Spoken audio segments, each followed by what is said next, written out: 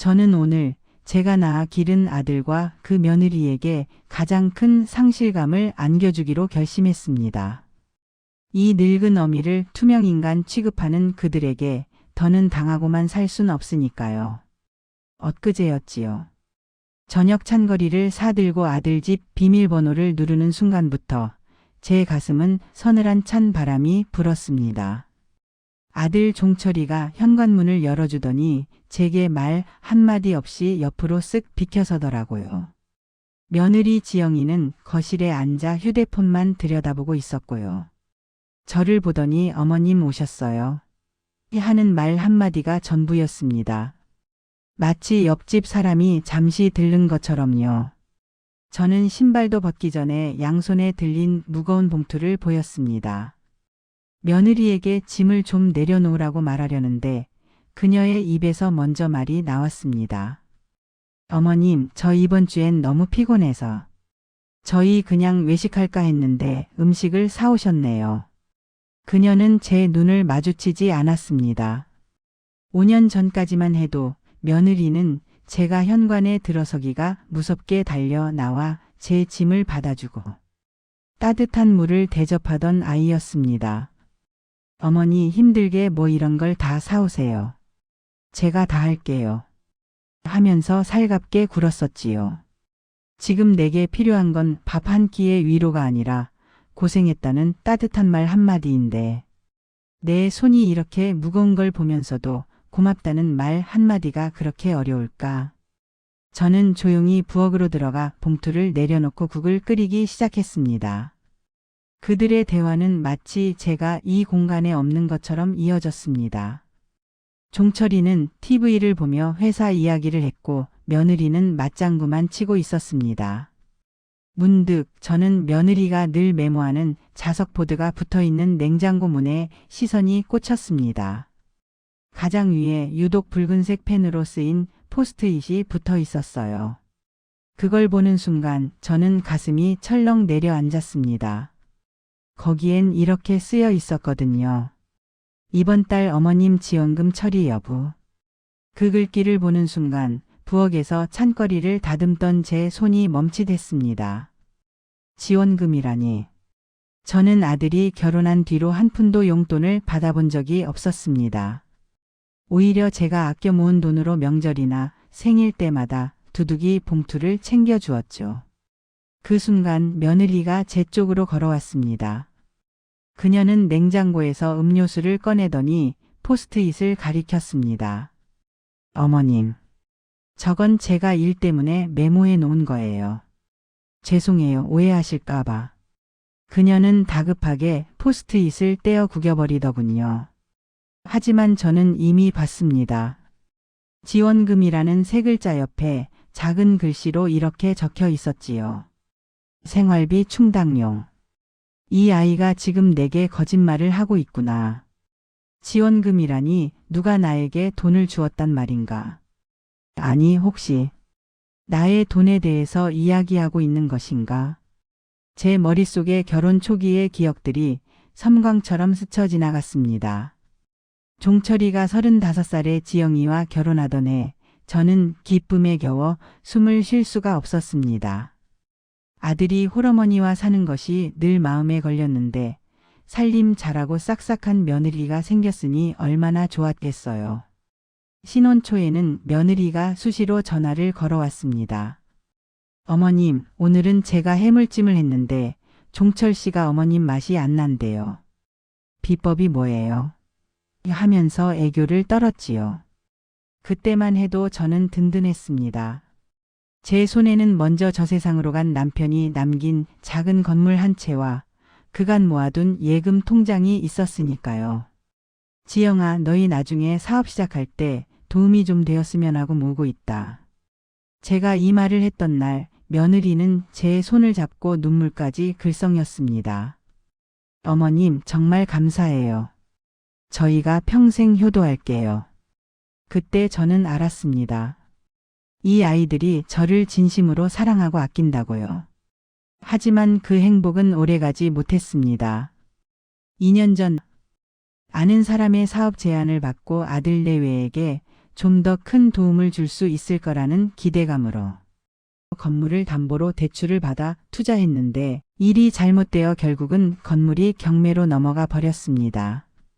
그 일이 있은 후부터 저는 죽고 싶을 정도로 마음이 아팠습니다. 아들 내외 보는 것도 미안하고. 그런데 그때부터 며느리가 저를 부르는 호칭이 달라졌습니다. 어머니가 아닌 어머님이 되었고 그마저도 이제는 거의 들을 수 없게 되었습니다. 이제 저의 통장 잔고는 바닥을 드러냈고 그들의 태도는 얼음장처럼 차가워졌습니다. 며느리는 제가 돈이 없다는 사실을 알고 난 후부터 저와의 관계를 급격히 거래로 바꿔버렸습니다. 어머님, 저 이번 주말에 친구들 모임이 있는데 종철 씨는 약속 없으니까 어머님이 와서 하루만 봐주세요. 강아지 밥도 주고요. 제가 손주도 아닌 강아지를 돌봐주는 보모가 된 것은 돈을 잃고 난 직후부터였습니다. 일주일에 한 번씩 아들 집을 방문해 강아지 복실이에 배변 패드를 갈고 산책을 시키는 것이 주된 일과였지요. 한 번은 제가 감기 몸살로 꼼짝 못할 때였습니다. 며느리에게 전화를 걸어 강아지를 돌보러 갈 수 없을 것 같다고 말하자 며느리는 이렇게 대답했습니다. 어머님 아시잖아요. 복실이 산책은 꼭 제 시간에 시켜야 배변 습관이 잡힌다고요. 안 그럼 저희가 너무 힘들어요. 약 드시고 잠깐이라도 오세요. 제 걱정은 단 한마디도 없었습니다. 오직 강아지 복실이의 불편함만 생각하는 목소리였지요.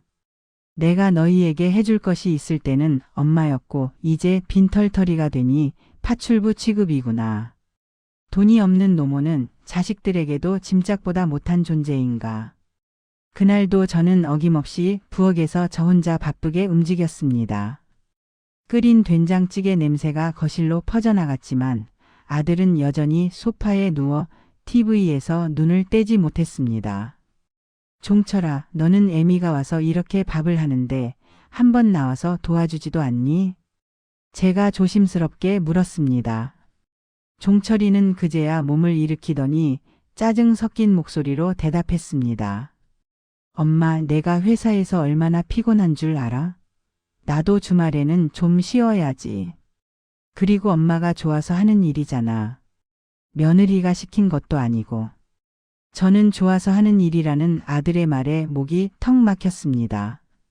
제가 좋아서 7순이 넘은 나이에 무거운 장바구니를 들고 너희들의 저녁을 준비하고 너희들의 강아지를 돌보는 줄 아느냐고요. 밥상 위에 된장찌개를 올리는데 며느리가 방에서 나오더니 제게 생수 한 병을 건넸습니다. 어머님, 찬물 드세요. 이제 그만 가셔도 돼요. 저희는 저녁 먹고 좀 쉬려고요.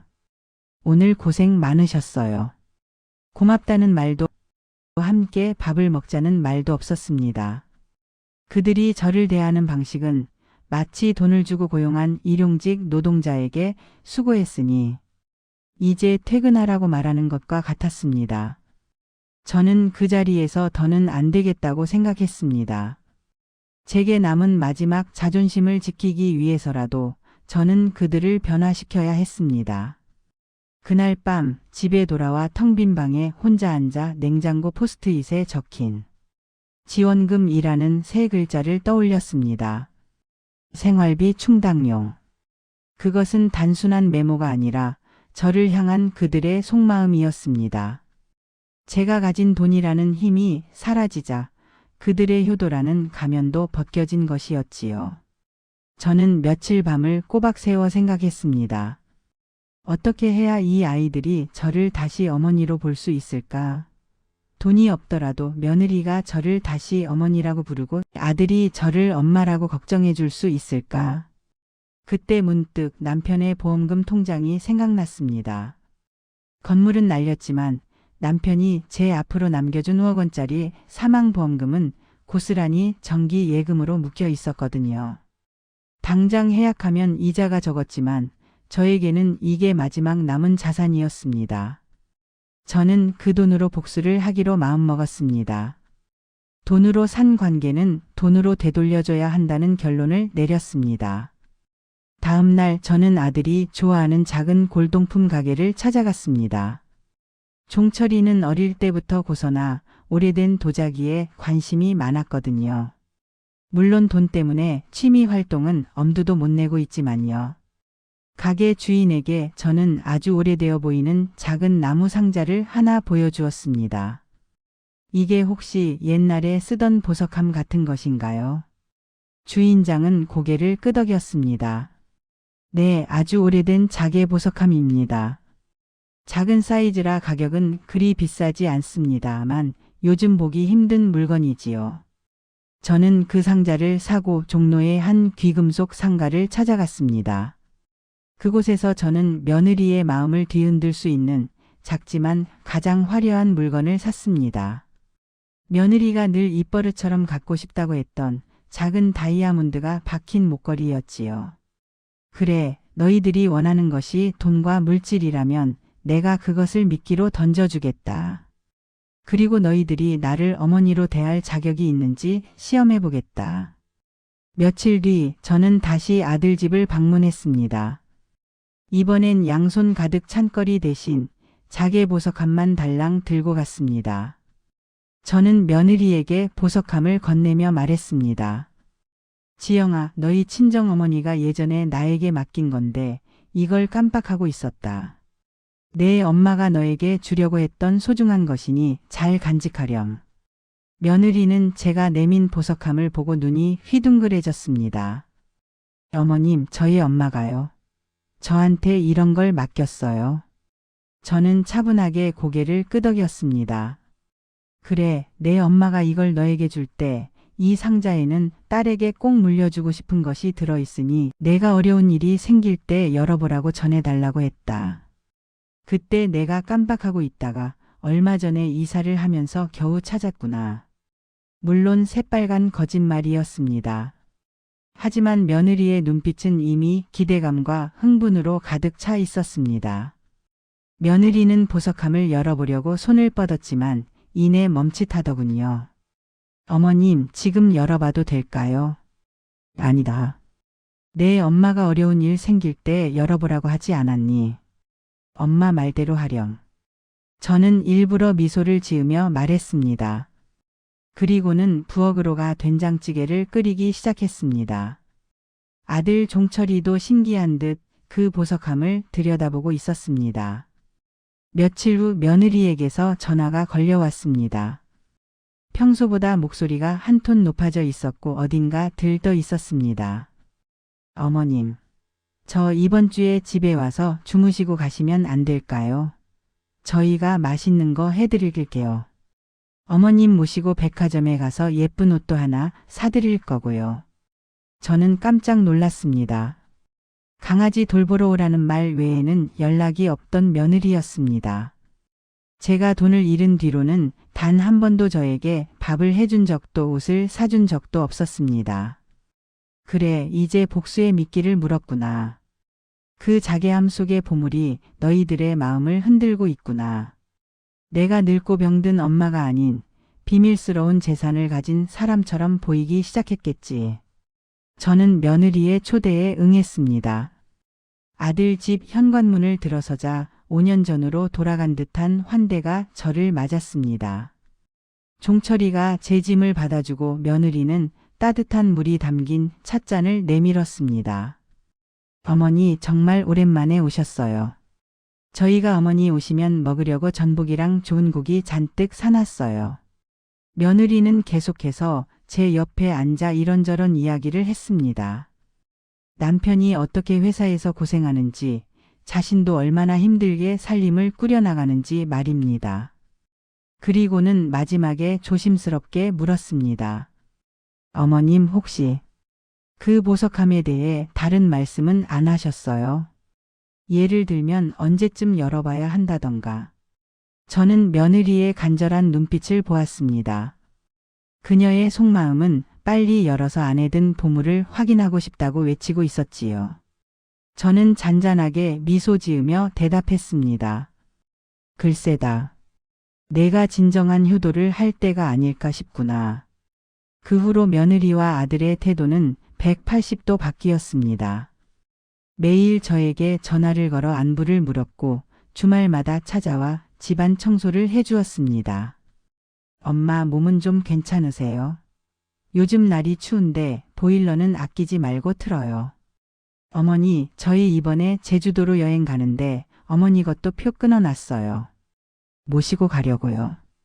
저는 그들의 극진한 태도를 보며 씁쓸함을 감출 수 없었습니다. 그들의 효도는 자괴함 속에 든 보물에 대한 기대감과 탐욕에서 비롯된 것이었으니까요. 하지만 저는 겉으로는 행복한 척, 오랜만에 누리는 호사에 감사하는 척 했습니다. 2달이 지났습니다. 저는 그들에게 충분한 기회를 주었다고 생각했습니다. 그들이 저를 물질적 대상이 아닌 진정한 어머니로 대하는지 시험할 기회 말입니다.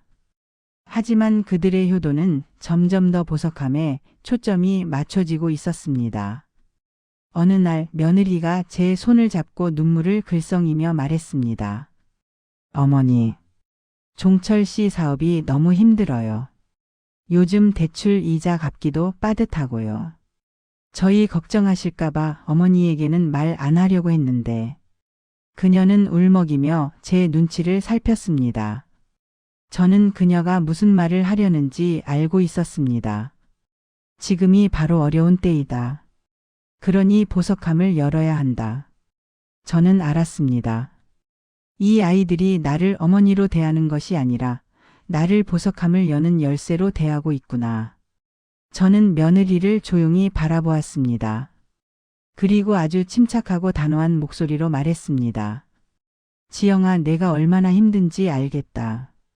그래, 내가 그렇게 힘들다면 이제 그 보석함을 열어보아도 좋을 것 같구나. 며느리는 순간 얼굴이 환해지더니 아들에게 전화를 걸었습니다. 종철이는 헐레벌떡 뛰어왔고 2사람은 자개함을 조심스럽게 꺼내어 거실 테이블 위에 올려놓았습니다. 그들의 눈빛은 마치 보물 지도를 발견한 탐험가 같았습니다. 저는 그들이 보는 앞에서 보석함을 열었습니다. 자개함 안에는 며느리가 입이 마르도록 갖고 싶다고 말했던 그 다이아몬드 목걸이가 반짝이고 있었습니다. 그리고 그 옆에는 제가 미리 써두었던 한 장의 편지가 놓여 있었고요. 종철이와 지영이는 목걸이를 보고 잠시 실망한 듯 했습니다. 하지만 곧 목걸이가 생각보다 값비싼 것임을 눈치채고 다시 흥분하는 눈치였습니다. 며느리가 떨리는 손으로 편지를 집어들었습니다. 저는 그들이 편지를 읽는 동안 숨을 죽이고 그들을 지켜보았습니다. 편지에는 이렇게 쓰여 있었습니다. 사랑하는 아들 종철이, 그리고 며느리 지영아. 이 상자 안의 목걸이는 엄마가 너희에게 주는 마지막 선물이다. 너희들은 5년 전 엄마가 가진 돈을 보며 엄마를 사랑했고 2년 전 엄마가 돈을 잃자마자 엄마를 투명인간 취급했지. 그리고 지난 2달 동안 이 텅 빈 상자에 혹시 큰 돈이 들어있을까 기대하며 엄마를 다시 극진히 모셨다. 너희들의 효도는 이 목걸이만큼이나 작은 것이었단다. 이 목걸이의 진짜 가치는 엄마의 사랑이 아니라 너희들이 스스로 만든 탐욕이라는 거품이었음을 깨닫거라. 너희가 진정한 효도를 할 때 이 상자를 열라고 했지. 그 효도는 바로 이 목걸이를 팔아서 생긴 돈을 지난 2달 동안 너희들이 엄마에게 썼던 모든 비용을 계산하여 엄마 통장으로 돌려주는 것이다. 너희의 효도가 물질적인 것이었다면 그 물질적인 빚을 청산하거라. 그리고 앞으로 너희를 위한 파출부는 더는 없을 것이다. 너희를 여전히 사랑하는 엄마가. 편지를 다 읽은 며느리의 얼굴은 하얗게 질렸고 아들 종철이는 벌떡 일어섰습니다. 엄마, 이게 무슨 소리예요? 엄마가 어떻게 우리한테 이럴 수 있어요? 우리가 엄마를 진짜 사랑하지 않았다고요? 어떻게 이렇게 잔인하게 우리를 시험할 수 있어요? 종철이의 목소리는 분노로 떨리고 있었습니다. 며느리 지영이도 울음을 터뜨리며 말했습니다. 어머님, 저희가 얼마나 힘들게 사는데. 어머니 재산이 조금만 있었어도 저희가 이렇게까지 안 했죠. 저희가 어머니 걱정해드린 건 다 진심이었는데 저희를 이렇게 취급하시다니요. 내 진심은 무시하고 나를 돈줄로만 보던 너희들의 태도는 잔인하지 않았더냐. 내가 너희에게 바란 것은 물질이 아닌 자식의 따뜻한 눈빛 단 하나뿐이었건만. 저는 자리에서 일어나 천천히 현관으로 향했습니다. 문 밖으로 나서기 전 저는 마지막으로 그들에게 말했습니다. 내가 가진 건 돈이 아니라 너희를 버릴 수 있다는 용기다. 내가 너희를 다시 받아들이는 날은 너희가 그 목걸이 값과 상관없이 진심으로 이 늙은 어미에게 용서를 빌 때뿐일 것이다. 저는 그 후로 전화도 받지 않았고 문도 열어주지 않았습니다. 아들과 며느리는 처음에는 분노에 차서 저를 원망하는 문자 메시지를 보냈습니다. 엄마 억울해요. 저희도 살기 힘들어요. 저희한테 실망하셨다면 죄송하지만 이건 너무 심하시잖아요. 며칠 동안 저는 그들의 연락을 모두 무시했습니다. 그러자 그들의 태도가 서서히 바뀌기 시작했습니다. 처음에는 며느리가 집 앞에 제가 좋아하는 국과 반찬을 놓고 가기 시작했습니다. 다음에는 아들이 문 앞에 쭈그리고 앉아 울먹이며 전화를 걸었습니다. 엄마, 잘못했어요. 저희가 엄마를 너무 함부로 생각했어요. 돈 때문에 엄마 마음을 아프게 한 거 저희가 정말 못난 자식들이에요. 그들의 사과는 처음에는 형식적이었지만 제가 요지부동하자 점점 진심이 되어가는 것 같았습니다. 그들은 저의 빈자리를 그리고 제가 그들에게 제공하던 모든 것의 소중함을 깨닫기 시작한 것이겠지요. 2주 후 저는 아들 종철이에게서 온 장문의 편지를 받았습니다. 우편함에 들어있더군요. 편지에는 이렇게 쓰여 있었습니다. 엄마, 저희가 목걸이를 팔아서 생긴 돈을 엄마 통장으로 보냈어요.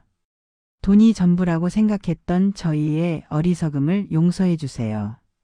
저희는 그 돈이 아니라 엄마의 따뜻한 된장찌개가 그리워요. 강아지 복실이도 엄마를 찾아요. 엄마, 이제 저희한테 돌아와 주세요. 엄마가 시킨 대로 돈으로 빚을 갚았으니 이제 마음의 빚을 갚을 차례예요. 저희가 평생 효도할게요. 편지를 읽고 저는 오랫동안 눈물을 흘렸습니다. 돈으로 복수를 시작했지만 결국 그들의 진심을 다시 되찾은 것 같아 가슴이 먹먹했습니다. 며느리는 매일같이 전화를 걸어 어머니, 저희 집에 오셔서 주무시고 가세요. 라고 말했고 아들은 회사에서 받은 상품권을 들고 찾아왔습니다. 이제 내 빈자리가 돈 때문이 아니라 엄마라는 존재의 소중함 때문이었다는 것을 깨달았구나. 나는 이것으로 족하다. 저는 그들의 초대에 응했습니다. 현관문을 열고 들어서자 며느리가 저를 꼭 안아주었습니다. 엄마, 저희가 정말 잘못했어요. 다시는 엄마 마음 아프게 안 할게요. 저는 그들의 품에 안겨 5년 만에 가장 따뜻한 저녁을 먹었습니다. 된장찌개 맛은 여전히 제가 끓인 것이 가장 맛있었습니다. 식사를 마치고 집으로 돌아가려는데 냉장고 문이 눈에 들어왔습니다. 며느리가 메모를 하던 그 자석 보드 말입니다. 그곳에는 새로운 포스트잇이 붙어 있었습니다. 노란색으로 쓰인 단 3글자였지요.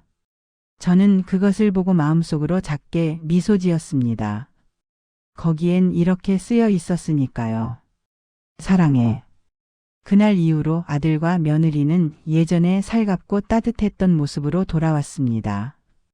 물론 여전히 그들의 삶은 바쁘고 고단하겠지만 저를 향한 그들의 눈빛은 더 이상 돈이나 도움을 갈구하지 않았습니다. 그저 엄마 어머니를 걱정하고 아끼는 평범한 자식들의 눈빛이었습니다. 저는 이제 강아지 복실이를 돌보러 가는 것이 아니라 손녀딸이 되어준 복실이의 근황을 들으러 갑니다. 며느리는 제가 현관에 들어설 때마다 달려 나와 짐을 받아주고 뜨거운 숭늉을 내어줍니다. 노년의 물질적인 재산이 사라진 것은 슬픈 일이지만 마음의 재산인 자식의 효도는 돈이 없어도 지켜낼 수 있다는 것을 깨달았으니 이 얼마나 큰 축복인가. 저는 이제 더 이상 외롭지 않습니다. 냉장고 포스트잇에 적힌 사랑해라는 그 세 글자가 그 어떤 돈보다도 값진 보물이니까요. 그들이 저를 다시 어머니로 볼 수 있게 되기까지 저는 조금은 모질고 단호한 엄마였지만 후회는 없습니다. 사랑은 때로는 돈이 아니라 단호한 가르침으로 되찾아오는 것이라는 것을 저도 깨달았으니까요. 이제는 5억 원의 돈으로 아들 내외를 좀 도와줄까도 싶어요. 이게 엄마의 마음이잖아요.